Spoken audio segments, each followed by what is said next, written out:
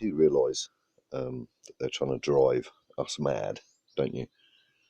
The so-called conspiracy theorists and truthers, that this is as much of a psyop on our mentality as it is on the sheeple, who are willingly following this barbaric transformation of humanity.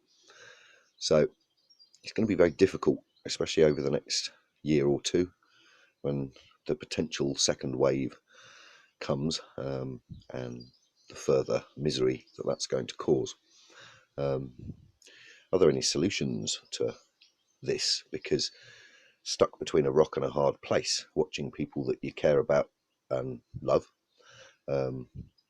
sit there and actually believe that this is for their own good, this is for their own health, and that the world will get back to normal.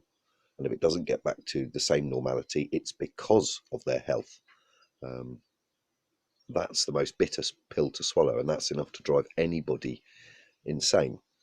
So if you are starting to feel, because I can sense the media, the propaganda push in the media, the little girl ripped from the mother's arms in Australia yesterday, the people taken from the streets of London, the couple in Canada taken out of their home under mental health excuses by the Canadian police.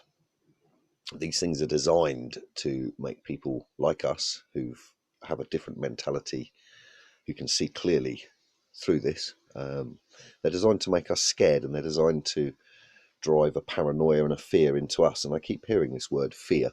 Oh, it's all about fear. You can't be afraid, etc., etc. Well, we have every right to be afraid at the moment. We have every right to wonder what's coming for us individually based on our own history, whether that's an internet history or a verbal history or phone records or WhatsApp records, simply because we've exercised the right to free speech.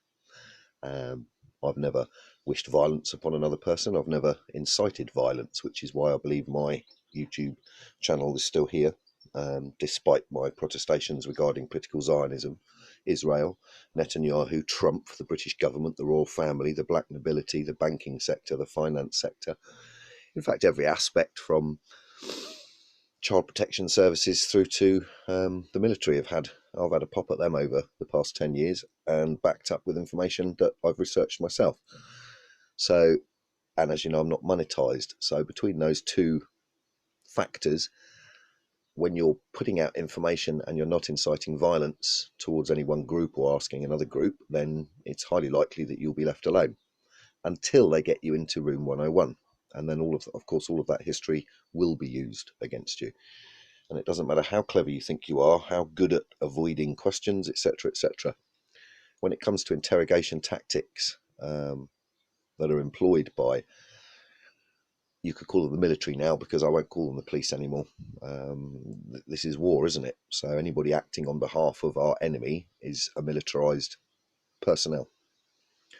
Well, the tactics they use would buckle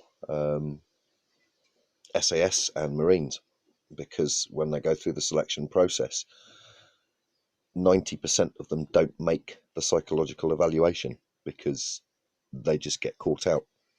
And it doesn't matter how much you train your brain, it doesn't matter how clever or intelligent or strong-minded you think you are, they will try and coerce you into admissions of guilt and use all sorts of tactics to get you to admit to what they want you to admit to. Sounds too obvious, doesn't it? But so the no comment scenario in Europe, this is because different constitution, etc., is probably our only defence when it comes to it, if we're not allowed to have any legal representation. Other than that, we're all going to have a choice to make. As I've said before, there's going to come a second in our life when you're either going to be tested at your front door, or you're going to be put in front of a vaccine, or you're going to have your entire history scrutinized.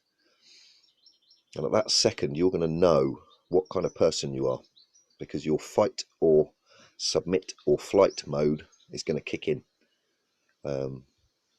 Is it going to be fight? Is it going to be flight? Is it going to be submit? I don't think any of us really know until that second happens when another human being who we deem has no authority over us is in front of us, issuing authority based on a lie, and not just a lie, based on an actual takedown of civilized humanity. Now, this video might not make a lot of sense on the first play. You might have to replay it again. I know I've been putting out a lot of so-called fun videos and light-hearted because that's what we need, but I also do appreciate that many of us are sitting here concerned about our future simply because of our outspoken views and the fact that we won't hold back.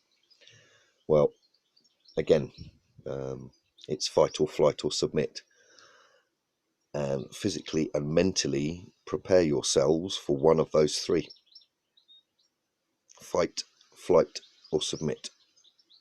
Cheers.